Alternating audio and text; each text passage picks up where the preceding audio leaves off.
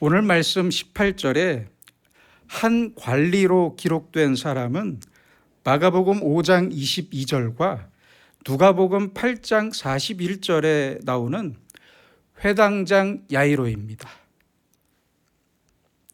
이 야이로의 딸이 오늘 말씀인 마태복음에는 당장 죽었다고 하고 마가복음과 누가복음에서는 야이로가 죽게 되었다고, 죽어가고 있다고 했는데, 아무튼 당장 죽게 된 절박한 순간에 야이로가 예수님을 찾아와서 딸을 살려달라고 간청했던 사건입니다. 이 간청을 듣고 예수님은 그의 집으로 출발하십니다. 예전에 보았던 마태복음 8장에도 로마의 백부장이 예수님을 찾아와서 중풍병에 걸린 자기의 종을 위해 간청했습니다. 그러자 예수님께서는 내가 가서 고쳐주리라 라고 말씀하셨는데, 백부장은 아닙니다. 제가 감당할 수 없으니까 오지 마시고 여기서 말씀만 해주세요 라고 대답했습니다. 이 말을 들으신 예수님께서는 말씀하십니다. 이스라엘 중 아무에게서도 이만한 믿음을 보지 못하였노라. 이렇게 감동하시고 칭찬하시면서 그 자리에서 백부장의 하인을 정말 말씀만으로 고쳐주셨습니다. 그런데 오늘 본문에는 유대인 회당장으로 상당한 지위에 있었던, 높은 지위에 있었던 야이로가 등장합니다. 그의 12살 된 딸이 죽어가고 있었는데, 백부장과는 달리 예수님을 자기의 집으로 모셔가려고 했습니다. 그래서 예수님께서는 제자들과 함께 급히 출발하십니다. 이렇게 급히 출발하시는 중에 또 다른 일이 벌어지는데, 바로 그 또 다르게 벌어진 일의 이야기가 오늘 본문의 말씀입니다. 12해 동안, 무려 12년 동안 혈루증으로 고통받던 여인이 등장합니다. 야이로의 간청으로 예수님께서 제자들과 출발하실 때 많은 사람들이 함께 따라갔습니다. 예수님과 12제자만 갔던 것이 아니라 수많은 사람들이 동행했어요. 바로 이때 회당장 야이로의 마음이 얼마나 급했겠습니까? 그렇잖아요. 내 딸이 정말 죽으면 어떡하나? 반드시 살려야 하는데, 이렇게 큰 걱정으로 예수님을 급하게 모시고 가는데 갑자기 한 여인을 만나게 됩니다. 아마도 야이로는 이 여인 때문에 미칠 지경이었을 거예요. 그렇지 않겠습니까? 자기 딸을 살리러 가는데 모르는 여인 때문에 시간이 늦어지면 얼마나 황당한 일입니까? 얼마나 괴로운 일입니까? 우리도 그렇잖아요. 약속 시간이 촉박해서 급히 가려고 하는데 누가 찾아와서 딱 1분만 시간을 달라고 해도, 내 얘기 좀 들어달라고 해도 얼마나 짜증이 나요. 답답하잖아요. 저도 유학 가서 학교 다닐 때 아침에 시험이 있는데 제가 조금 졸았어요. 늦었어요. 늦잠을 자서 늦었어요. 그래서 급히 주차장으로 달려나가는데 아파트의 매니저 아주머니가 말이 많아요. 너무 말이 많아요. 멕시칸 아주머니였는데 그 아주머니가 저를 또 불러 세워요. 저는 지금 바로 나가야 된다고, 나중에 보자고 말씀드려도 자기 말만 해요. 자기 말. 이럴 때는 정말 그 사람이 밉기도 하고 난감하기도 하죠. 지금 예수님은 회당장의 딸이 죽게 되어서 살리러 가시는 길이잖아요. 아주 급하게 가는데 혈루증 걸린 여자가 예수님의 옷자락을 만졌어요. 이 여인은 아주 경건한 마음으로 예수님의 옷자락을 만졌습니다. 예수님께서는 자기의 능력이 나간 것을 아시고 발걸음을 멈추셨습니다. 아주 급한 시간인데 멈추셨어요. 자, 이제 생각해 봅시다. 이 여인도 절박한 마음으로 예수님을 찾아왔어요. 그렇잖아요. 그런데 이 여인은 야이로처럼 예수님 앞에 나와서 제 병을 고쳐주세요 라고 요청할 수 없는 형편이었습니다. 예수님께서 아주 급하게 출발하시는 길이라서 막고 나설 수도 없었습니다. 왜냐하면 혈루증이라는 아주 부끄러운 병을 앓고 있었거든요. 생각해 보세요. 손을 다쳤거나 눈을 다쳤거나 눈이 안 보인다거나 문둥병에 걸렸다면 예수님 앞에 나올 수 있었겠지만 이 여인은 부인병이었어요. 그래서 많은 사람들 앞에서 공개할 수 없는 병이었어요. 겉으로 볼 때는 멀쩡합니다. 그런데 공개할 수 없는 아주 부끄러운 병이었어요. 아는 것이 많다는 오늘날 현대인들의 지성도 꼭 이와 같습니다. 요즘의 현대인들을 보세요. 겉으로 볼 때는 멀쩡해요. 겉으로 볼 때는 당당해요. 그런데 어떻습니까? 그 마음과 정신이 병들었어요. 패배감에 병들었고 열등의식과 절망과 우울증 같은 정신적인 많은 병에 시달리고 있어요. 걸려 있어요. 겉으로만 보면 아무런 문제가 없어 보이지만 그 속은 병들었어요. 게다가 부끄러운 병이에요. 오늘날의 정신병도 그렇잖아요. 부끄러운 병이잖아요. 구약 성경에 보시면 혈루증에 걸린 여인은 아무도 못 만납니다. 아무도 만날 수가 없어요. 법이 그래요. 그 당시 율법이. 옛날에는 지금처럼 마음대로 씻을 수도 없었고 갈아입을 옷이 있지도 않았어요. 옷 한 벌을 완전히 해져서 못 입을 정도로 입어야 했어요. 왜냐하면 옷이 비쌌거든요. 너무 비쌌어요. 그래서 부인병에 걸리면 그 악취가 어떻겠습니까? 아주 심했습니다. 당연히 사람들이 모이는 회당에는 들어가지 못했어요. 병이 나을 때까지 못 들어갔어요. 그리고 누가 찾아와도 사람을 만나면 안 되는 병이었어요. 혈루증에 걸린 사람을 만난 사람도 예배를 드릴 수가 없었습니다. 회당에 갈 수가 없었습니다. 그래서 누가 가까이라도 자기에게 오기라도 하면 누가 가까이 오기라도 하면 부정하다라면서 가까이 오지 말라고 말했어야 했어요. 이렇게 부끄러운 병을 가진 여인이었습니다. 무려 12년 동안 이렇게 살았습니다. 12년. 너무 긴 시간 동안 여인으로서는 아주 비참한 세월을 살아야 했습니다. 썩은 냄새와 함께 인간 관계나 자기의 정신도 함께 무너져버린 여인이었어요. 너무 불쌍한 사람이었습니다. 이런 사람이 예수님께 왔습니다. 예수님께. 다른 사람들은 당당하게 예수님 앞에 나와서 병을 고쳐달라고 했지만 이 여인은 고쳐달라고 말할 수도 없었어요. 가까이 갈 수조차 없는 부끄러운 병이었어요. 그런데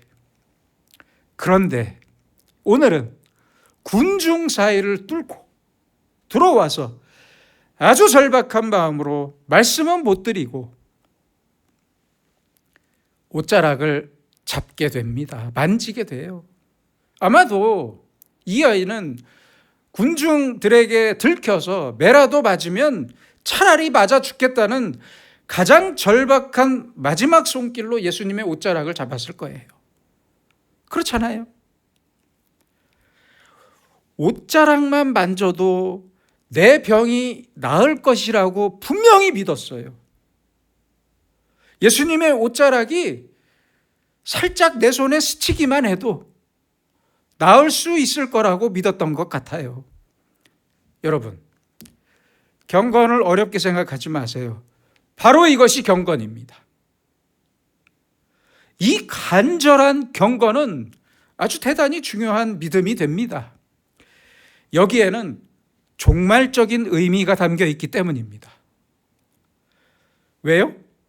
이 여인의 일생에 딱 한 번 마지막 기회였거든요.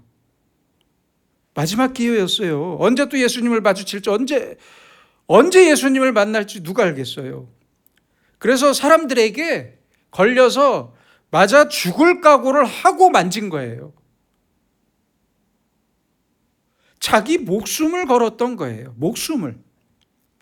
당당하게 예수님 앞에 나설 수 없었기 때문에 이 마지막 기회에 자기의 목숨을 걸고 두렵고 떨리는 마음으로 예수님의 옷자락을 만진 겁니다. 이게 얼마나 대단한 경건이고 얼마나 대단한 믿음입니까? 깊이 생각해야 합니다. 지금의 우리도 하나님 앞에 나옵니다. 우리는 그동안 수많은 예배를 드려왔습니다. 그 많은 예배를 드릴 때 이 여인처럼, 오늘의 여인처럼 나도 간절한 경건으로 예배 드렸는지 겸손히 돌아봐야 합니다. 항상 돌아봐야 합니다.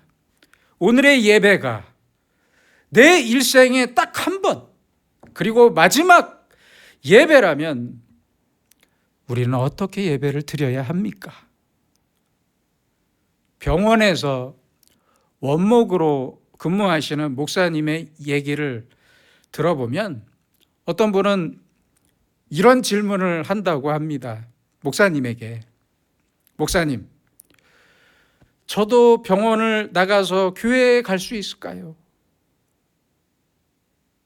딱 한 번만이라도 내 발로 교회에 가서 예배 한 번 드릴 수 있다면 소원이 없겠습니다. 이렇게 말씀하시는 분들이 종종 있으시대요. 어떤 목사님은 심장이 좋지 않아서 병원에 입원하셨던 분을 전도하셨어요. 나이가 지긋하신 분이었는데 그분의 소원이 교회에 나가서 예배 드리는 게 소원이었대요. 그런데 예배 드리려고 차를 타고 교회에 가다가 돌아가시면 객사하는 거잖아요. 객사하는 게 되는 거라면서 가족들이 절대 허락하지 않았다고 합니다. 그래서 목사님은 안타깝지만 건강이 좀 더 좋아지시면 제가 교회로 모시고 가겠습니다. 그런데 그렇게 1년을 병원에서만 지내시다가 돌아가셨다고 합니다. 교회에도 못 나가보시고. 목사님이 전도해서 세례도 베풀고 딱 한 번만이라도 교회에서 예배드리는 게 소원이었지만, 세례도 받고 교회에 나가는 게 소원이었지만 결국 그 소원을 이루지 못했습니다. 이런 사람들이 있어요. 정말 가슴 아픈 이야기입니다. 오늘의 여인을 보세요. 이 여인의 경건을 보세요. 내 일생의 가장 큰 사건이었고 딱 한 번의 시간이었어요. 딱 한 번의 기회였어요. 예수님을 만나는 이 시간, 이 마지막 시간에 내가 어떻게 하면 될까? 내가 어떻게 하면 될까? 당당하게 고쳐달라고 요청 드릴 수도 없어요. 그렇잖아요. 그런 그녀가 택할 수 있었던 최후의 방법은 조용히 사람들에게 걸려서 죽는 한이 있더라도 예수님의 옷자락을 만지는 것이었습니다. 그 순간 예수님은 자기의 능력이 나간 걸 아셨습니다. 누가복음 8장 45절에 보시면 예수님께서 돌아보고 말씀하셨습니다. 내게 손을 댄 자가 누구냐? 그러자 베드로가 재밌는 말을 합니다. 주여, 무리가 밀려들어 미나이다. 무슨 말입니까? 사람들이 많아서 밀리다 보니까 그런 것 같은데 아무 일도 아닙니다. 이렇게 얘기한 거예요. 그러나 예수님께는 아무 일도 아닌 게 아니었습니다. 어쩌다 밀치거나 스친 사람이 아니라 가장 경건한 마음으로, 두렵고 떨리는 마음으로, 가장 간절하고 절박한 마음으로 자기의 옷자락을 만진 사람, 그 사람을 찾으셨습니다. 이렇게 경건한 믿음의 사람을 예수님께서는 발걸음을 멈추시고 찾으십니다. 바로 여기에 구원의 길이 있습니다. 하나님께서는 내 인생의 처음처럼, 동시에 내 인생의 마지막처럼, 딱 한 번의 기회처럼 예배드리는 사람을 찾으십니다. 이렇게 이 여인은 종말적인 경건으로, 종말적인 믿음으로 예수님의 옷자락을 만졌고 결국 병이 나았습니다. 그리고 이 여인은 예수님과 사람들 앞에서 자신의 모든 일을 말했습니다. 누가복음 8장 47절에 보시면 여자가 스스로 숨기지 못할 줄 알고 떨며 나와 엎드리어 그 손댄 이유와 곧 나은 것을 모든 사람 앞에서 말하니라고 기록되어 있습니다. 자기가 예수님의 옷자락에 손을 댄 이유와 손을 대자마자 즉시 병이 나았다는 사실을 떨면서 예수님과 사람들 앞에서 다 말했습니다. 참 대단한 여인입니다. 그러자 예수님께서 말씀하십니다. 오늘 말씀 22절입니다. 따라 안심하라, 내 믿음이 너를 구원하였다 하시니 여자가 그 즉시 구원을 받으니라. 따라 안심하라 라고 말씀하셨어요. 이 여인은 지금 병이 나았더라도 얼마나 두려웠겠습니까? 그렇잖아요. 사람들과 예수님 모르게, 특별히 예수님의 허락도 없이 그 옷자락을 만졌습니다. 가장 부끄러운 병 때문에 사람들을 가까이 하면 안 되는데도 불구하고 거룩하신 예수님의 옷자락을 만졌습니다. 그래서 두려워 떨고 있었던 거예요. 그런데 예수님의 능력은 그 옷자락을 만지자마자 여인의 병을 낫게 했습니다. 정말 생각할수록 놀라운 사건입니다.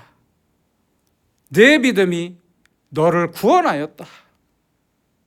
이 여인을 구원한 이 믿음은 어떤 믿음이겠습니까? 예수님이 말씀하신 믿음의 성격이 무엇인지를 우리는 반드시 알아야만 합니다. 이 여자는 어떻게 해서든지 주님께 가까이 나가야 한다고 생각했어요. 좀 더 가까이 가야만 한다. 예수님의 옷자락을 만질 수 있는 그곳까지 가까이 나갔습니다. 그래서 우리 교회 이름이 가까운 교회입니다. 이렇게 예수님께 아주 가까이 가는 것, 이것이 믿음입니다. 그리고 이 여인은 예수님의 옷자락만 만지면 병이 나을 것이라고 분명히 믿었어요. 또 하나 있습니다. 내가 말씀을 안 드려도 예수님의 능력이 나에게 반드시 나타날 것이라고 믿었어요. 그게 믿음이었어요. 이 여인의 믿음이었어요. 무려 12년 동안 부끄럽고 비참했던 이야기를 예수님께 다 말씀드리지 못한다 해도 예수님은 다 아실 거라고 믿었어요. 이 여인의 병은 숨겨진 병이었어요. 아무도 모르는 숨겨진 병이었어요. 겉으로만 봐서는 병을 알 수가 없어요. 그러나 그 속은 썩었어요. 바로 이것이 앞서 말씀드린 대로 지금 현대인들의 지성이나 정신과 똑같아 보이는 건 저뿐입니까? 아니잖아요. 이렇게 숨겨진 것, 무려 12년 동안이나 오래오래 숨겨진 병이었어요. 누구에게도 말할 수 없었고 누구 앞에 나설 수도 없었고 누구도 만날 수 없었던 그녀의 병을 예수님께서 고쳐주셨습니다. 이 여인은 12년 동안 얼마나 많은 의사를 찾아다녔겠습니까? 얼마나 많이 울었겠습니까? 얼마나 많이 괴로웠겠습니까? 얼마나 외롭고 무서웠겠습니까? 얼마나 죽고 싶었겠습니까? 그러나 아무런 방법이 없었어요. 그렇잖아요. 지금 예수님께 가까이 나아가지 않았다면 그녀는 죽을 때까지 방법이 없었을 거예요. 이 여인은 병이 낫지 않는 한 한 명의 여인으로 살아갈 수가 없었어요. 사랑할 수도 없었고 사랑받을 수도 없었어요. 결혼해서 가정을 만들 수도 없었고 아이를 가질 수도 없었어요. 완전히 버려진 사람이었습니다. 인간으로 살 수가 없었습니다. 인간의 아름다운 사랑의 관계로부터 완전히 소외되었던 사람이었습니다. 모든 사람이 사랑을 말할 때도 이 여인은 사랑에 대해서 아무런 말도 할 수가 없었어요. 얼마나 불쌍한 여인입니까? 그 아름다운 인생이 완전히 망가진 채 살아야 했습니다. 그런데 예수님의 소식을 들었어요. 예수님께 가까이 나아갔습니다. 용기를 가지고 믿음을 가지고 경건을 가지고 예수님 앞에 나아갔어요. 가까이 나아갔어요. 두렵고 떨렸지만 예수님의 옷자락을 만지는 믿음이 있었어요. 내 인생의 처음이자 마지막 날처럼 예수님의 옷자락을 만졌어요. 결국 이 여인은 예수님의 능력으로 구원을 받게 됩니다. 구원을 받았습니다. 예수님께서 내 병을 고쳐주셨다. 만나는 사람마다 예수님을 증거했습니다. 전설에 따르면요, 이 여인은 집으로 돌아가서 기념비를 세웠다고 합니다. 기념비. 그리고 내가 예수님을 만나서 병을 고쳤다. 병 고침을 받았다. 이렇게 길거리에서 만나는 사람마다 예수님을 증거하면서 살았다고 합니다. 얼마나 큰 감격입니까? 그녀의 나머지 인생이 이제 얼마나 감사하고 얼마나 감격스러운 시간이었겠습니까? 이 여인의 믿음이 오늘 우리에게도 똑같이 있어야 합니다. 처음이자 마지막인 것 같은 오늘을 살아야 하고, 처음이자 마지막처럼 예배를 드리고 기도하고 사랑하며 삽시다. 그래서 오늘의 우리도 그 누구에게도 말하지 못했던 아주 깊고 비밀한 기도의 응답을 얻고 주님의 능력을 누리는 우리가 되기를 소망합니다. 따라 안심하라. 내 믿음이 너를 구원하였다. 기도하겠습니다.